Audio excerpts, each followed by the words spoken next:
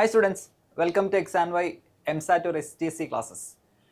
So, നമ്മുടെ MSATൻ്റെ അല്ലെങ്കിൽ STCൻ്റെ മുന്നേ ഒരു വീഡിയോ ഫിസിക്സിനെ സംബന്ധിച്ചിടത്തോളം മുന്നേ ഒരു വീഡിയോ ചെയ്തിട്ടുണ്ട്.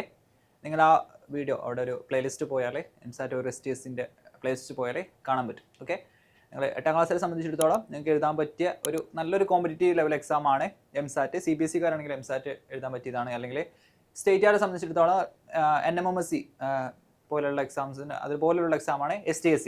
ഓക്കെ, ഇനി NMMSC എല്ലാവർക്കും എഴുതാൻ പറ്റണമെന്നില്ല. സോ STC അങ്ങനെയല്ല. STC മിക്കവാറും എന്താണ് നിങ്ങൾ സ്കൂളിൽ ചോദിച്ചാലേ അറിയാം. സോ സ്കൂളായിട്ട് കൊലാബറേഷൻ ഉണ്ടെങ്കിൽ എന്തായാലും നിങ്ങൾക്ക് അത് എഴുതാൻ പറ്റും. സോ എല്ലാവരും അപ്ലിക്കേഷനൊക്കെ ചെയ്യാം. സോ നമ്മൾ ഈ വീഡിയോയിൽ ചെയ്യാൻ പോകുന്നത് എന്താണെന്ന് വെച്ചാൽ മുന്നേ MSATനെ STCക്കൊക്കെ ചോദിച്ച ആ ടൈപ്പ് ഓഫ് ക്വസ്റ്റ്യൻസ്, മുന്നേ ചോദിച്ച ക്വസ്റ്റ്യൻസും പിന്നെ നമ്മൾ ആ ടൈപ്പ് ഓഫ് ക്വസ്റ്റ്യൻ ആണ് ചെയ്തു പോകുന്നത്. ഓക്കെ, സോ നിങ്ങൾക്ക് ഒരു ടഫ്നെസ് മനസ്സിലാവും. MSATൻ്റെ ക്വസ്റ്റ്യൻ ആണെങ്കിൽ ഞാൻ പറയും MSATൻ്റെ ക്വസ്റ്റ്യൻ ആണെന്നുണ്ടെങ്കിൽ. സോ നിങ്ങൾക്ക് ആ ടഫ്നെസ് മനസ്സിലാവും ചെയ്യും. പിന്നെ നമ്മൾ ചിലപ്പോൾ ഒന്ന് അഡ്വാൻസ് ആയ ക്വസ്റ്റ്യൻ ചെയ്യുകയും ചെയ്യും. സോ നമ്മൾ അങ്ങനെയാണല്ലേ, എക്സാമിന് പോകുമ്പോൾ നല്ല ക്വസ്റ്റ്യൻ ആണ് പ്രിപ്പയർ ചെയ്യാം, എന്നിട്ട് എന്ത് ചെയ്യാം. സോ നമുക്ക് നല്ലൊരു ടഫ് എക്സാം നമ്മൾ പ്രതീക്ഷിച്ച് പോയാൽ എക്സാം പിന്നെ ഈസി ആയാലും നമുക്ക് ഈസി ആയിരിക്കുള്ളൂ. ഇനി ടഫ് എക്സാം ചോദിച്ചാൽ നമ്മളത് എക്സ്പെക്ട് ചെയ്തതാണ്. ഓക്കെ, സോ കോമ്പറ്റീവ് ലെവൽ എക്സാമിന് ടഫ് എക്സാം ആണെന്നുണ്ടെങ്കിലും നമ്മളെ സംബന്ധിച്ചിടത്തോളം അതൊരു വിഷയമല്ല. ഓക്കെ, നമ്മളെ സംബന്ധിച്ചിടത്തോളം നല്ല ക്വസ്റ്റ്യൻസ് നമ്മൾ പ്രിപ്പയർഡ് ആയി പോകുക എന്നുള്ളതാണ്. ഓക്കെ, ടഫ് ആണെന്നുണ്ടെങ്കിൽ എല്ലാവർക്കും ടഫ് ആയിരിക്കും. ഓക്കെ, സോ കാര്യങ്ങളെല്ലാം നിങ്ങൾക്ക് അറിയുന്നതാണ്, ഞാൻ ജസ്റ്റ് ഓർമ്മിപ്പിച്ചതേ ഉള്ളൂ. സോ ഫിസിക്സിൻ്റെ 2ാമത്തെ വീഡിയോ ആണത് ക്ലാസ് 8നെ സംബന്ധിച്ചിടത്തോളം. ഓക്കെ, നമ്മളെവിടെ നിർത്തിയത്, നമ്മളെ ആ വീഡിയോ മുന്നത്തെ വീഡിയോ കണ്ടാൽ മനസ്സിലാവും. നമ്മളെ angle of incidence angle of reflection എന്നുള്ള ഒരു ക്വസ്റ്റ്യൻ ചെയ്തിട്ടാണ് നിർത്തിയത്. ഓക്കെ, സോ നമ്മൾ അവിടെ നിന്ന് തന്നെ തുടങ്ങാം. ലോ ഓഫ് റിഫ്ലക്ഷൻ എന്താടാ? Angle of incidence angle of reflection.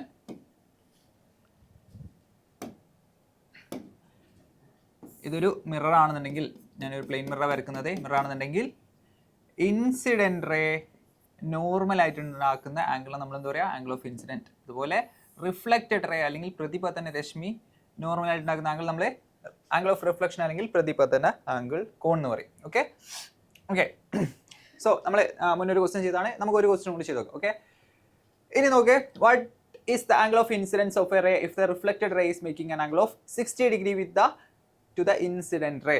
Okay, so question നന്നായിട്ട് വായിച്ചു നോക്കണം. Angle of incidence angle of reflected ray angle of reflection ഒക്കെ ചോദിക്കുന്ന ചോദ്യം നന്നായിട്ട് വായിച്ചു നോക്കണം. ഓക്കെ, മുന്നത്തെ ക്വസ്റ്റ്യൻ നിങ്ങൾക്ക് മനസ്സിലാവും. ആ മുന്നത്തെ ക്വസ്റ്റ്യൻ തന്നിരുന്നത് ഈ ആംഗിളാണ്. ഏത് ആംഗിളായിരുന്നടാ? നോർമലും മിററും തമ്മിലുള്ള ആംഗിൾ ആയിരുന്നു. സോ ആംഗിൾ ഓഫ് ഇൻസിഡൻസ് അല്ലെങ്കിൽ ആംഗിൾ ഓഫ് റിഫ്ലക്ഷൻ കാണാൻ നമ്മൾ എന്ത് ചെയ്ത് 90 ഡിഗ്രി ആംഗിൾ കുറച്ച്. ഓക്കെ, അത്രേ ഉള്ളായിരുന്നു. ഓക്കെ, സോ അങ്ങനത്തെ ക്വസ്റ്റ്യൻ നമുക്ക് ചോദിക്കാം. ഇവിടെ ചോദിച്ചത് എന്താ? ഇവിടെ ചോദിച്ചത് നിങ്ങൾ ശ്രദ്ധിച്ചാൽ മനസ്സിലാവും. ഇവിടെ പറഞ്ഞിട്ടുള്ളത് 60 ഡിഗ്രിയാണ് ഇൻസിഡൻറ്റ് റേയും റിഫ്ലക്റ്റഡ് റേയും തമ്മിലുള്ള ആംഗിള്. അതായത് ഈ ആംഗിള് 60 ഡിഗ്രി ആണെന്നാണ് പറഞ്ഞിട്ടുള്ളത്. ഓക്കെ, ആ ആംഗിൾ 60 ഡിഗ്രി ആണെന്ന് പറഞ്ഞിട്ടുള്ളത്. അങ്ങനെയാണെന്നുണ്ടെങ്കിൽ okay, incident angle plus reflected angle എത്രയാ? 60 ഡിഗ്രി. നമുക്കറിയാം ലോ ഓഫ് റിഫ്ലക്ഷൻ പ്രകാരം I = R ആണ്. സോ നമുക്ക് എന്ത് എഴുതാം? 2I = I + R = 2I = 60 degree എന്ന് എഴുതാം. സോ I എത്ര വരും? 30 ഡിഗ്രി. ഓക്കെ, കാൽക്കുലേഷൻ ഒന്നും ചെയ്യേണ്ട, നിങ്ങൾക്ക് നോക്കിയാൽ തന്നെ മനസ്സിലാവും അല്ലേ. ഈ ആംഗിളാണ് ചോദിച്ചത്. ഇൻസിഡൻറ്റ് റേ ഈ ആംഗിളാണ് തന്നിട്ടുള്ളത്. ഇൻസിഡൻറ്റ് റേയും റിഫ്ലക്റ്റഡ് തമ്മിലുള്ള ആംഗിളാണ് 60 ഡിഗ്രി ആണ് തന്നിട്ടുള്ളത്. സോ അതിൻ്റെ പകുതി ആയിരിക്കും. Iയും Rഉം ഈക്വൽ ആണ്. സോ അതിൻ്റെ പകുതി ആയിരിക്കും ഇൻസിഡൻറ്റ് ആംഗിൾ. 30 ഡിഗ്രി ആണ് ആൻസർ ഉണ്ടാവുക. ഓക്കെ, പിന്നെ so low of reflection important ആണ്, നിർബന്ധമാണ്. Incident angle = angle of reflection. Okay, normal ആയിട്ടുള്ള ആംഗിൾ തരാം, മിറർ ആയിട്ടുള്ള ആംഗിൾ തരാം. സോ ഏതാണെന്ന് വെച്ചാൽ നമ്മൾ അതിനനുസരിച്ച് എന്താണ് ആലോചിച്ചിട്ട് ആൻസർ ചെയ്യാം. ഓക്കെ, ഇനി കൺഫ്യൂഷൻ ഉള്ളവർക്ക് വരച്ച് നോക്കിയിട്ട് ആൻസർ ചെയ്യാം. ഓക്കെ, ഈ ക്വസ്റ്റ്യൻ നോക്ക്.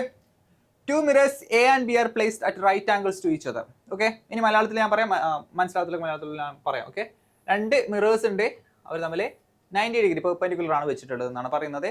ഓക്കെ, എന്ത് സംഭവിച്ചേ? ഒരു റേ വന്നേ. ഓക്കെ, ഇതാണ് ഇൻസിഡൻറ്റ് റേ, ഫസ്റ്റ് വരുന്ന റേ. ഓക്കെ, ഈ മിറർ നമ്മൾ A എന്ന് വിളിച്ച്, രണ്ടാമത്തെ മിറർ നമ്മൾ B എന്ന് വിളിച്ച്. ഓക്കെ, എന്നിട്ട് എന്ത് ചെയ്ത് ഇയാൾ റിഫ്ലക്ട് ചെയ്ത് ബിയിലോട്ട് പോയി എന്നാണ് പറയുന്നത്. ഓക്കെ, കളർ മാറ്റാം. ഞാൻ പറയുന്നത് എന്താ വെച്ചാൽ ഇയാൾ റിഫ്ലക്ട് ചെയ്ത് ബിയിലോട്ട് പോയി, പോട്ടെ. എന്നിട്ട് അങ്ങനെയാണെന്നെങ്കിൽ the angle of reflection for the ray reflected from the mirror B would be ബിന്ന് റിഫ്ലക്റ്റ് ചെയ്യുന്ന റേയുടെ ആംഗിൾ ഓഫ് റിഫ്ലക്ഷൻ എത്രയാണെന്ന ചോദ്യം. ഏതാണ് ആംഗിള്? ഞാൻ ഇങ്ങോട്ട് മാറ്റി വരക്കാം. നമുക്ക് ഇവിടെ ഒരു രണ്ട് മിറർ ഉണ്ട്, mirror A, mirror B. Okay, mirror A, mirror B. Okay,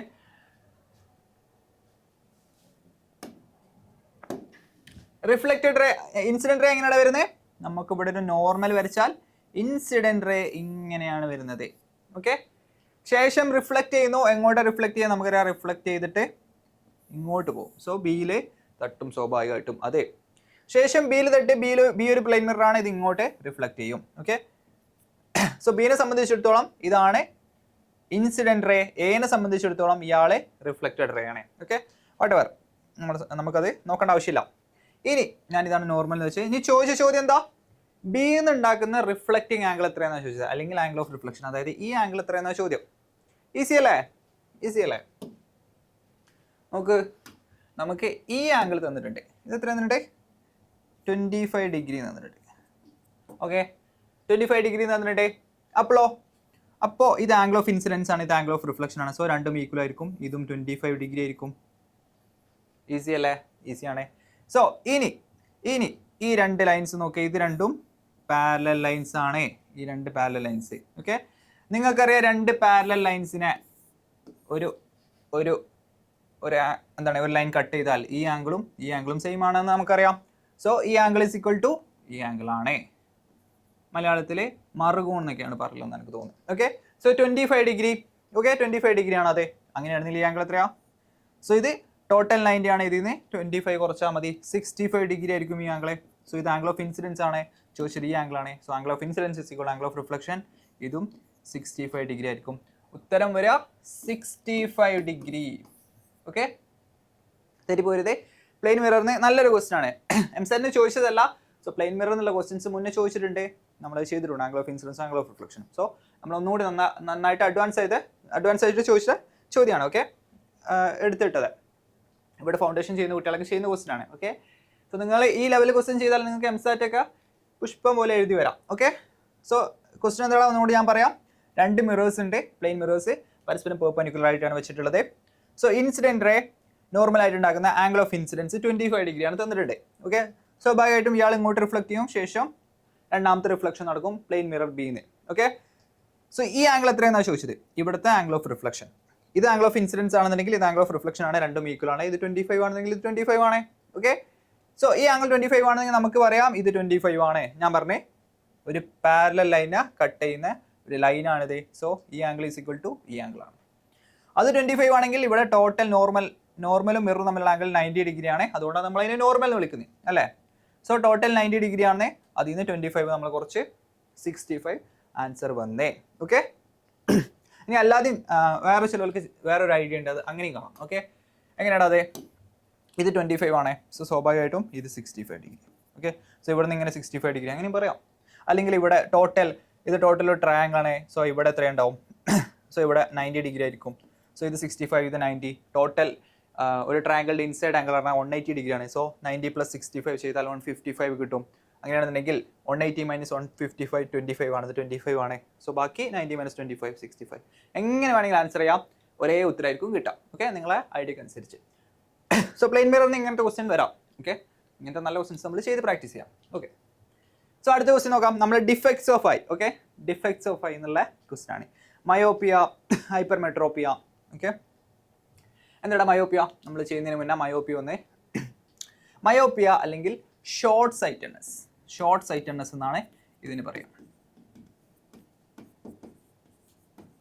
okay, ചിലപ്പോൾ മയോപ്പിയ എന്ന് പറഞ്ഞൊന്നും വരില്ല, ഷോർട്ട് സൈറ്റഡ്നെസ് എന്നായിരിക്കും ചിലപ്പോൾ ക്വസ്റ്റ്യൻസിൽ ഉണ്ടാവുക. അല്ലെങ്കിൽ ഹൈപ്പർമെട്രോപ്പിയ എന്ന് പറഞ്ഞാൽ ലോങ് സൈറ്റഡ്നെസ്. ഓക്കെ, രണ്ടും പഠിച്ചു വെക്കുക. ഓക്കെ, ഈ കാര്യങ്ങൾ കുറച്ച് ഡ്രൈ ആണ്, അപ്പോൾ നിങ്ങളത് ആലോചിച്ച് വെച്ചാൽ മതിയാവും. ഓക്കെ, വേറെ ഇക്വേഷൻ ഒന്നും അല്ലെങ്കിൽ ട്രിക്സ് ഒന്നും ഇല്ല. ഓക്കെ, സോ മയോപ്പിയ എന്ന് പറഞ്ഞാൽ ഷോർട്ട് സൈറ്റഡ്നെസ് ആണ്, അടുത്തുള്ള ആളെ കാണാൻ പറ്റും, ഷോർട്ടുള്ള ആളെ കാണാൻ പറ്റും. ഓക്കെ, ലോങ് സൈറ്റഡ്നെസ് പറഞ്ഞാൽ അകലെയുള്ള ആളെ ലോങ്ങിലുള്ള ആളെ കാണാൻ പറ്റും. ഓക്കെ, ഷോർട്ട് സൈറ്റഡ്നെസ് പറഞ്ഞാൽ ഷോർട്ടിലുള്ള ആളെ കാണാൻ പറ്റും, അകലെയുള്ള ആൾക്കാരെ കാണാൻ പറ്റൂല. ഓക്കെ, അകലെയുള്ള ആളെ കാണാൻ പറ്റാത്ത ഒന്നുകൂടാ, അകലെയുള്ള അല്ലെങ്കിൽ ഇൻഫിനിറ്റിന്ന് വരുന്ന ദൂരെ നിന്ന് വരുന്ന റേസ് റെറ്റിനന്റെ ഫ്രണ്ടിൽ കൊണ്ടുപോയി കൺവേർജ് ചെയ്യും. റെറ്റിനൻ്റെ ഫ്രണ്ടിൽ പോയിട്ട് കൺവേർട്ട് ചെയ്യും. അപ്പോൾ നമ്മൾ എന്ത് കാണും? ഒരു ബ്ലർഡ് ഇമേജ് ആയിരിക്കും കാണാം. നമുക്ക് റെറ്റിന, ഇവിടെയാണ് റെറ്റിന അല്ലേ, നമ്മളെ കണ്ണിനെ സംബന്ധിച്ചിടത്തോളം ഒരു സ്ക്രീനായിട്ടാണ് റെറ്റിന ആക്ട് ചെയ്യുന്നത്. പിന്നെ ആ സ്ക്രീനിൽ ഉണ്ടാകുന്നത് ഒരു ഇൻവേർട്ടഡ് ഇമേജ് ആണ്. അയാൾ പിന്നെ ഒപ്റ്റിക് നെർവിലൂടെ പോയിട്ട് ബ്രെയിനാണ് അയാളെ തലതിരിച്ചിട്ട് നമുക്ക് മര്യാദക്ക് കാണിച്ചു തരുന്നത്. ഓക്കെ, അല്ല നമുക്കറിയുന്നതാണ്. സോ നിങ്ങൾ ആലോചിച്ച് നോക്കുക, ഷോർട്ട് സൈറ്റഡ്നെസ് എന്ന് പറഞ്ഞാൽ നിങ്ങൾ ആലോചിച്ച് നോക്കുക, ഷോർട്ട് സൈറ്റഡ്നെസ് പറഞ്ഞാൽ ഷോർട്ടുള്ള ഒബ്ജക്ട്സിനെ കാണാൻ പറ്റും, ദൂരെയുള്ള ഒബ്ജക്ട്സിനെ കാണാൻ പറ്റൂല. അതാണ് ഇയാളെ ഡിഫക്ട്സ്. മിക്കവാറും നമ്മളെ കൂട്ടത്തിലുള്ള ആൾക്കാർക്കൊക്കെ ഉള്ളത് ഷോർട്ട് സൈറ്റഡ്നെസ് ആയിരിക്കും. ഓക്കെ, യങ് ഏജിൽ ഉണ്ടാവാൻ ചാൻസ് ഉള്ളത് ഷോർട്ട് സൈറ്റഡ്നെസ് ആണ്. ഓക്കെ, സോ നമ്മൾ എന്ത് ചെയ്യും? ഇത് റെറ്റിനൻ്റെ മുന്നിലാണ് ഇമേജ് ഫോം ചെയ്യുന്നത്. സോ നമുക്ക് ഇയാളൊന്ന് ഡൈവേർജ് ചെയ്താൽ കറക്റ്റ് റെറ്റിനയെ കൊണ്ടുപോയി നിർത്തും. ഡൈവേർജിങ് ലെൻസ് ആരാ? Concave lens. സോ മയോപ്പിയ അല്ലെങ്കിൽ ഷോർട്ട് സൈറ്റഡ്നെസിന്റെ കറക്റ്റീവ് ലെൻസ് ആരാണ്? Concave lens. ഇനി ഹൈപ്പർ മെട്രോപ്പി ഒക്കെ ലോങ് സൈറ്റഡ്നെസ്. ഓക്കെ, കുറച്ച് പ്രായ ആൾക്കാർക്കുള്ളതാണ് ലോങ് സൈറ്റഡ്നെസ് പറഞ്ഞാൽ. ദൂരെയുള്ള കാണാൻ പറ്റുന്നതിന് കുഴപ്പമൊന്നുമില്ല, അടുത്തുള്ള ഒബ്ജക്ട്സ്. ഓക്കെ, നിങ്ങൾ വയസ്സായ ആൾക്കാരൊക്കെ അടുത്തുള്ള ഒബ്ജക്ട്സ് കാണാൻ കുറച്ച് ബുദ്ധിമുട്ടുണ്ടാവും. ഓക്കെ, അതിന് കാരണം എന്താ? ലോങ് സൈറ്റഡ്നെസ് ആണ്, അല്ലെങ്കിൽ ഹൈപ്പർ ബയോപ്പിയ ആണ്. Okay, hypermetropia. Okay, so ഇതിന്റെ പ്രശ്നം എന്താ? നമ്മളെ മയോപ്പിയയിലെ റെറ്റിനൻ്റെ ഫ്രണ്ടിലാണ് നമ്മളെ റേസ് കൺവേർട്ട് ചെയ്യുന്നുണ്ടെങ്കിൽ ഹൈപ്പർ മെട്രോപ്പിയ അല്ലെങ്കിൽ ലോങ് സൈറ്റഡ്നെസ്സിലെ നമ്മളെ റെറ്റിനൻ്റെ പിന്നിലാണ് റേസ് കൺവേർട്ട് ചെയ്യുന്നത്. സോ ഇമേജ് ഫോം ചെയ്യുന്നത് റെറ്റിനൻ്റെ പിന്നിലാണ്. അവിടെ നമുക്ക് അടുത്തുള്ള ഒബ്ജക്ട്സിൻ്റെ റേസ് ആണ് ഇങ്ങനെ നമ്മളെ റെറ്റിനൻ്റെ പിന്നിൽ കൺവേർട്ട് ചെയ്യുന്നത്. സോ അടുത്തുള്ള ഒബ്ജക്ട്സിനെ നമുക്ക് മര്യാദക്ക് കാണാൻ പറ്റില്ല. അപ്പോൾ നമ്മൾ എന്ത് ചെയ്യണം? ഇങ്ങോട്ട് പോകുന്ന റേസിനെ അല്ലെങ്കിൽ നമ്മളെ റെറ്റിനൻ്റെ പിന്നിൽ കൺവേർട്ട് ചെയ്യുന്ന ലെൻസ് റേസിനെ മുന്നേ കൺവേർട്ട് ചെയ്യിക്കണം. അതിന് നമ്മൾ കൺവേർജിങ് ലെൻസ് യൂസ് ചെയ്യും, കോൺവെക്സ് ലെൻസ് യൂസ് ചെയ്യും. സോ ലോങ് സൈറ്റഡ്നെസ്സിന് നമ്മൾ യൂസ് ചെയ്യുന്ന ലെൻസ് കോൺവെക്സ് ലെൻസ്. മയോപ്പിയ അല്ലെങ്കിൽ ഷോർട്ട് സൈറ്റഡ്നെസ്സിന് നമ്മൾ യൂസ് ചെയ്യുന്ന lens concave lens.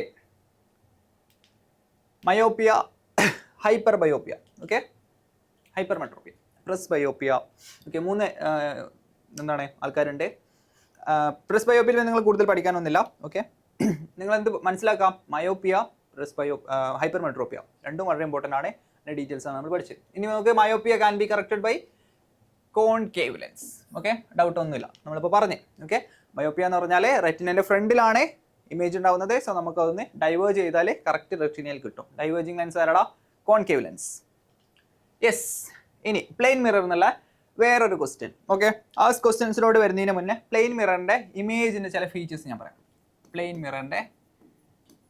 Mirror image features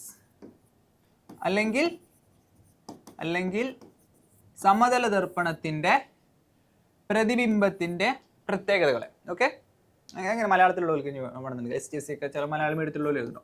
എന്തൊക്കെയാണ് പ്രത്യേകതകൾ?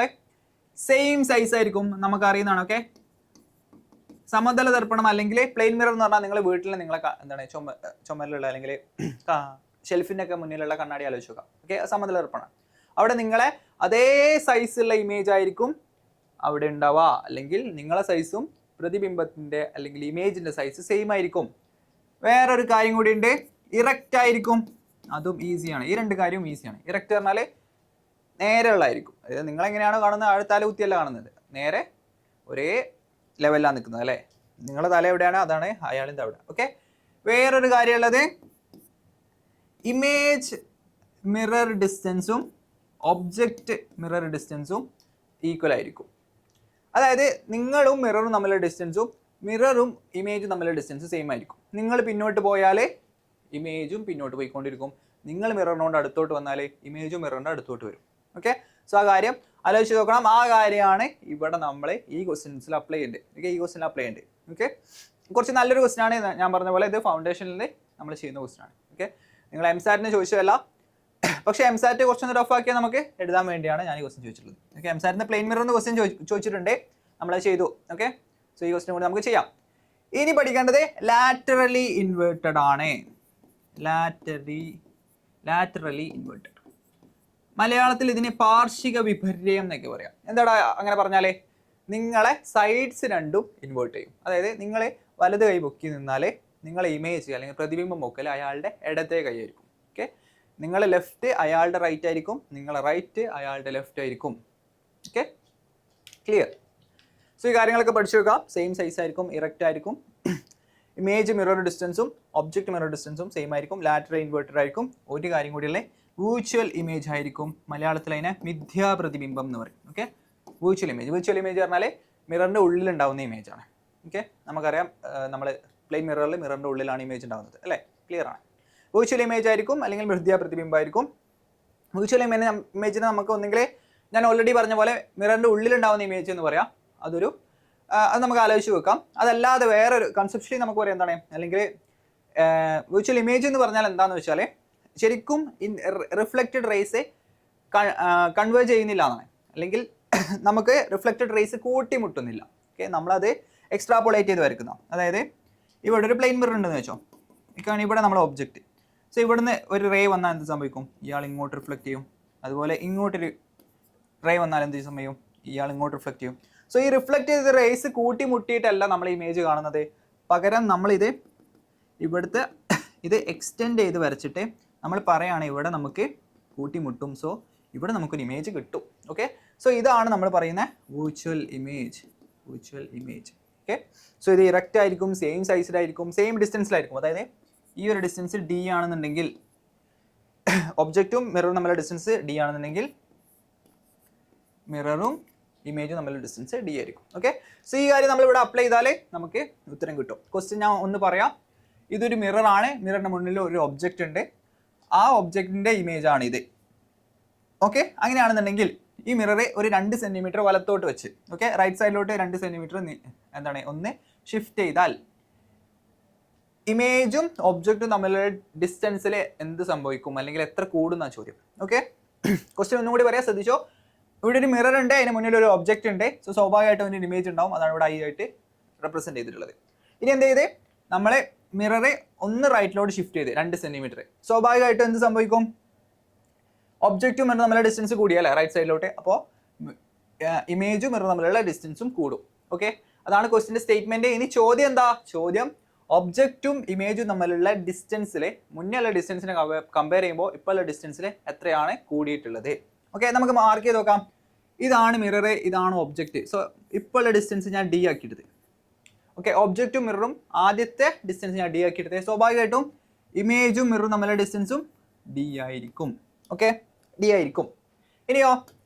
ഇനി ഞാൻ 2 സെൻറ്റിമീറ്റർ വലത്തെ സൈഡിലോട്ട് നീക്കി, സ്വാഭാവികമായിട്ടും ഡിസ്റ്റൻസ് എത്രയായിരിക്കും, ഡിസ്റ്റൻസ് D+2 ആവും അല്ലേ, D+2 ആവും, കാരണം 2 സെൻറ്റിമീറ്റർ കൂടി.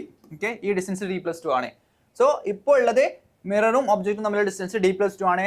സ്വാഭാവികമായിട്ടും ഇമേജും മിററും തമ്മിലുള്ള ഡിസ്റ്റൻസും D+2 ആയിട്ട് മാറും. ഓക്കെ, നമ്മളിവിടെ പറഞ്ഞു സെയിം ഡിസ്റ്റൻസ് ആയിരിക്കും, ഒബ്ജക്റ്റും മിററും തമ്മിലുള്ള ഡിസ്റ്റൻസും മിററും ഇമേജും തമ്മിലുള്ള ഡിസ്റ്റൻസും സെയിം ആയിരിക്കും. ഓക്കെ, ഇനി ചോദിച്ചിട്ടുള്ളത് എന്താണ്, ഒബ്ജക്റ്റും ഇമേജും തമ്മിലുള്ള ഡിസ്റ്റൻസിൽ എത്ര വ്യത്യാസം ഉണ്ടെന്നാ. ഒബ്ജക്റ്റും ഇമേജും തമ്മിലുള്ള ഇവിടുത്തെ ഡിസ്റ്റൻസ് എത്രയാ, 2D. ഒബ്ജക്റ്റും ഇമേജും തമ്മിലുള്ള ഇവിടുത്തെ ഡിസ്റ്റൻസ് എത്രയാ, 2D+4. സോ ഇപ്പോൾ ഡിസ്റ്റൻസ് എത്രയാ, അല്ലെങ്കിൽ ഇപ്പോൾ what will be the increase in distance between the object and image, 4 centimetre. ഇമേജും ഒബ്ജക്റ്റും തമ്മിലുള്ള ഡിസ്റ്റൻസ് നേരത്തെ 2D ആയിരുന്നു, ഇപ്പോൾ 2D+4 ആയിരുന്നു, അപ്പോൾ ഇൻക്രീസ് ചെയ്തത് 4 സെൻറ്റിമീറ്റർ. ഓക്കെ, മനസ്സിലായെന്ന് ഞാൻ വിചാരിക്കുന്നേ. നമുക്ക് അടുത്ത ക്വസ്റ്റ്യൻസിലോട്ട് പോവാം. അടുത്ത ക്വസ്റ്റ്യൻ. ഓക്കെ, ഇത് സ്റ്റാറ്റിക് ഇലക്ട്രിസിറ്റിയിലുള്ള ക്വസ്റ്റ്യൻ ആണ്. സ്റ്റേറ്റ് സിലബസ് സെക്കൻഡ് പാർട്ടിൽ സ്റ്റാറ്റിക് ഇലക്ട്രിസിറ്റി എന്നുള്ള ചാപ്റ്ററിൽ പഠിച്ചിട്ടുള്ളതാണ്. ഓക്കെ, കൂടാതെ ഇത് എംസാറ്റിന് ചോദിച്ച ചോദ്യമാണ്. ഓക്കെ, സോ CBSE-കാർക്കും ഇമ്പോർട്ടൻ്റ് ആണ്. നോക്കാം, ക്വസ്റ്റ്യൻ നോക്കാം. ഈസി ക്വസ്റ്റ്യൻ ആണ്, ഇതിന് ഈസി ക്വസ്റ്റ്യൻ ആണ് വന്നിട്ടുള്ളത്. ഓക്കെ, നമ്മൾ നല്ല ക്വസ്റ്റ്യൻ ചെയ്യുന്നതേ ഉള്ളൂ. James coms his hair and brings the com near some tiny pieces of paper. He finds the comb is attracting paper pieces. Okay, James എന്ത് ചെയ്ത് അയാളുടെ എന്താണ് ഹെയർ കോംബ് ചെയ്ത്. ഓക്കെ, ഹെയർ കോംബ് ചെയ്തതിന് ശേഷം ഈ കോംബ് ഒരു ചെറിയ പേപ്പറിൻ്റെ അടുത്ത് കൊണ്ടുവച്ച്, ഓക്കെ, അത് അട്രാക്ട് ചെയ്യും. നമ്മൾ കണ്ടിട്ടുള്ളതാണ് അല്ലേ, നമ്മൾ പെൻസിൽ എന്നാൽ ജസ്റ്റ് ഒന്ന് തലയിലൊന്ന് റബ്ബ് ചെയ്തിട്ട് എന്ത് ചെയ്താൽ മതി, ഒരു പേപ്പറിന് ചെറിയ പേപ്പറിൻ്റെ അടുത്ത് വെച്ചാൽ ആ പേപ്പർ അട്രാക്ട് ചെയ്യും. ഓക്കെ, അതെന്തുകൊണ്ടാണെന്നെല്ലാം നമ്മൾ സ്റ്റാറ്റിക് ഇലക്ട്രിസിറ്റിയിൽ പഠിച്ചാണ്. ഓക്കെ, ക്വസ്റ്റ്യനും അത് തന്നെയാണ്. Okay, the force of attraction by the comb on the tiny piece of paper is due to which one of the following forces? എന്ത് ഫോഴ്സ് ആണ്, മാഗ്നറ്റിക് ഫോഴ്സ് ആണോ, അവിടെ മാഗ്നറ്റിസം ഒന്നും ഇല്ല അല്ലേ, ഗ്രാവിറ്റേഷണൽ ഫോഴ്സ് ആണോ, അല്ല, ഗ്രാവിറ്റേഷണൽ ഫോഴ്സ് ആണെന്നുണ്ടെങ്കിൽ ഒരു ഒബ്ജക്റ്റ് താഴോട്ട് വീഴുന്നതാണ് ഗ്രാവിറ്റേഷണൽ ഫോഴ്സ് അല്ലെങ്കിൽ ഭൂഗുരുത്വാകർഷണ ബലം. ന്യൂക്ലിയർ ഫോഴ്സ് ആണോ, അല്ല, ഇലക്ട്രോസ്റ്റാറ്റിക് ഫോഴ്സ് ആണ്. ഓക്കെ, അതിലൊരു ഡൗട്ട് ഉണ്ടാവേണ്ട കാര്യമല്ല. എങ്ങനെയാണ് സംഭവിക്കുന്നത്? നമ്മൾ ആദ്യം ഇത് രണ്ടാളും ന്യൂട്രൽ ആയിരിക്കും, നമ്മൾ കോമ്പും ഹെയർ എല്ലാം ന്യൂട്രൽ ആയിരിക്കും. നിങ്ങളൊന്ന് തല കോമ്പ് ചെയ്യുമ്പോൾ, ഓക്കെ, കോമ്പ് ചെയ്യുമ്പോൾ എന്ത് സംഭവിക്കും? ഇലക്ട്രോണിന്റെ ട്രാൻസ്ഫർ നടക്കും. എങ്ങനെയാണ് ഒരു ആറ്റത്തിന്റെ സ്ട്രക്ചർ? നിങ്ങൾ ആറ്റത്തിന്റെ സ്ട്രക്ചർ എല്ലാം കെമിസ്ട്രി പഠിച്ചിട്ടാണ്. സോ പുറത്ത് ഇലക്ട്രോൺസ് ഉണ്ട്, ഉള്ളിൽ പ്രോട്ടോൺസും ന്യൂട്രോൺസും ഉണ്ട്. സോ നിങ്ങൾ കോമ്പ് ചെയ്യുമ്പോൾ ഇലക്ട്രോണിന്റെ ട്രാൻസ്ഫർ നടക്കും. ട്രാൻസ്ഫർ നടന്നാൽ ഈ ഒബ്ജക്ട്സ് ചാർജ്ഡ് ആവും. ഓക്കെ, എങ്ങനെയാണ് ചാർജ്ഡ് ആവുക? ഇലക്ട്രോൺ ലൂസ് ചെയ്ത ആളെ, അയാളെ നമുക്കറിയാം ഇലക്ട്രോണിന്റെ ചാർജ് നെഗറ്റീവ് ആണ്. സോ നെഗറ്റീവ് കുറഞ്ഞാൽ ഇയാളെ ചാർജ് പോസിറ്റീവ് ആവും. ഇലക്ട്രോൺ റിസീവ് ചെയ്ത ആളോ, സോ ഇയാൾക്ക് നെഗറ്റീവ് ചാർജ് കിട്ടുകയാണ്. സോ അയാളെ ചാർജ് നെഗറ്റീവ് ആകും. ഓക്കെ, ഇനി ആര് പോസിറ്റീവ് ആവും ആര് നെഗറ്റീവ് ആവും നമ്മളെങ്ങനെ പറയും? അത് നമ്മൾ ഈ ഒരു ടേബിൾ അനുസരിച്ച് പറയും. അതിനാണ് ഞാൻ ഈ ടേബിൾ കൊടുത്തത്. സോ നിങ്ങൾ അറ്റ്ലീസ്റ്റ് എന്ത് പഠിക്കണം? ഈ കാര്യങ്ങളെങ്കിലും. ഹ്യൂമൻ ഹെയർ, സിൽക്ക്, പിന്നെയോ ഓക്കെ സിൽക്ക്, പിന്നെ ഗ്ലാസ്, ഓക്കെ ഗ്ലാസ്, ഈ കാര്യങ്ങളെല്ലാം നിർബന്ധമായിട്ടും പഠിക്കണം. സോ ഇതെന്താ പറയുന്നത്? ടേബിൾ എന്താ പറയുന്നത്? ഇലക്ട്രോൺ ലൂസ് ചെയ്യാൻ താല്പര്യമുള്ള ആരൊക്കെ, അല്ലെങ്കിൽ ഇലക്ട്രോൺ ഗെയിൻ ചെയ്യാൻ താല്പര്യമുള്ള ആരൊക്കെ എന്ന ചോദ്യം. ഓക്കെ, അല്ലെങ്കിൽ അതാണ് ഇവിടെ ഇൻഡിക്കേറ്റ് ചെയ്യുന്നത്.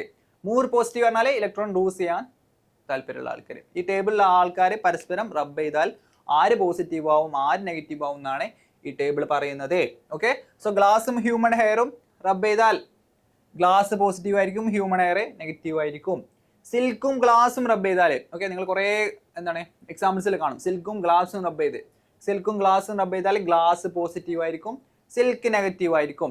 എംസാറ്റിന് വേണമെങ്കിൽ ചോദിക്കാം എന്തുകൊണ്ടാണ് പോസിറ്റീവ് കിട്ടുന്നത്. ഓക്കെ, എംസാറ്റിന് ഈസി ക്വസ്റ്റ്യൻസ് ആണ് ചോദിക്കുന്നത്. സോ ഗ്ലാസും സിൽക്കും റബ്ബ് ചെയ്തപ്പോൾ ഗ്ലാസിന് പോസിറ്റീവ് ചാർജ് കിട്ടി. എന്തുകൊണ്ടാ?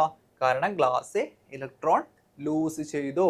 ഓക്കെ, ഗ്ലാസ് ഇലക്ട്രോൺ ലൂസ് ചെയ്തു. സിൽക്കിന് എന്തുകൊണ്ട് നെഗറ്റിവിറ്റി? സിൽക്ക് ഇലക്ട്രോൺ ഗെയിൻ ചെയ്തു. ഓക്കെ, കാരണം ഇലക്ട്രോൺ നെഗറ്റീവ് ചാർജ് ആണ്. ഗെയിൻ ചെയ്ത ആൾക്ക് നെഗറ്റീവ് ചാർജ് കിട്ടും, ലോസ് ചെയ്ത ആൾക്ക് പോസിറ്റീവ് ചാർജ് കിട്ടും. ഓക്കെ, സോ നമുക്ക് ക്വസ്റ്റ്യൻ ആൻസർ ആയി ഇലക്ട്രോസ്റ്റാറ്റിക് ഫോഴ്സ്. ഓക്കെ, സോ ഈ ടേബിൾ നിങ്ങളൊന്ന് ഓർത്ത് വെക്കുക. Glass, human hair, silk, at least ആ ഒരു ഓർഡറെങ്കിലും നിങ്ങൾ പഠിച്ചു. ഗ്ലാസ്, ഹ്യൂമൻ ഹെയർ, സിൽക്ക്, അതായത് മുകളിലെ ആൾക്ക് പോസിറ്റീവ് ആയിരിക്കും, ഗ്ലാസ്, ഹ്യൂമൻ ഹെയർ, സിൽക്ക്, സിൽക്കിന് നെഗറ്റീവ് ആയിരിക്കും കിട്ടുക പരസ്പരം റബ്ബ് ചെയ്താൽ. ഓക്കെ, വുഡും കൂടി പഠിച്ചു വെച്ചോ. വുഡ് ഈ ഒരു 4 ആൾക്കാർ ഇതിൽ നെഗറ്റീവ് ആവാൻ ചാൻസ് ഉള്ള, അതായത് വുഡിന് എപ്പോഴും ഇലക്ട്രോൺ എടുക്കാനാണ് താല്പര്യം. ഓക്കെ, സോ നമുക്ക് നിങ്ങൾ ആ ഒരു ടേബിളെല്ലാം നോക്കിയിട്ട് എന്ത് ചെയ്യാം? ഈ ഒരു ആൻസർ എന്താണെന്ന് കമൻറ്റിൽ ടൈപ്പ് ചെയ്യാം. ഓക്കെ, മോർ ദാൻ 1 ആൻസർ ചിലപ്പോൾ ഉണ്ടാവാം, ചിലപ്പോൾ 1 ആൻസർ ശരിയായിരിക്കുള്ളൂ. 2 ആൻസർ ഉണ്ടെങ്കിൽ നിങ്ങൾ ആ 2 ഓപ്ഷൻ എന്ത് ചെയ്യുക? കമൻറ്റ് ചെയ്യാം. ഓക്കെ, ഈ ടേബിൾ റെഫറൻസ് ആക്കി എടുക്കുക. ഒരു ഗ്ലാസും സിൽക്കും റബ്ബ് ചെയ്താലേ എന്ത് സംഭവിക്കുന്നതാണ് ഞാനിപ്പോൾ എക്സ്പ്ലെയിൻ ചെയ്തു. എനിവേ നിങ്ങൾ എന്ത് ചെയ്യുക? ആൻസർ ഒന്ന് കമൻറ്റ് ചെയ്യാം. ഓക്കെ, സോ നമ്മൾ തൽക്കാലം ഈ ക്ലാസ് ഇവിടെ നിർത്തുകയാണേ. നിങ്ങൾക്ക് എന്തെങ്കിലും ഡൗട്ട് ഉണ്ടെങ്കിൽ കമൻറ്റ് ചോദിക്കാം. ഓക്കെ, കമൻറ്റിൽ ചോദിക്കാം. കൂടാതെ എന്ത് ചെയ്യാം? ഇതിൻ്റെ ആൻസേഴ്സും കമൻറ്റ് ചെയ്യാം. സോ എല്ലാവരും എംസാറ്റിനെ നന്നായിട്ട് പ്രിപ്പയർ ചെയ്യുക, അല്ലെങ്കിൽ STSC, okay, science talent search examination, MSAT Malappuram Sahodaya talent search examination എന്ന് തോന്നുന്നത്. ഓക്കെ, സോ എന്ത് ചെയ്യാം? നന്നായിട്ട് എക്സാം എഴുതാം. എല്ലാവരും നിങ്ങളെ മാക്സിമം ഔട്ട്പുട്ട് പുറത്തെടുക്കുക. എക്സാംസിൽ എക്സൽ ചെയ്യാം. All the best.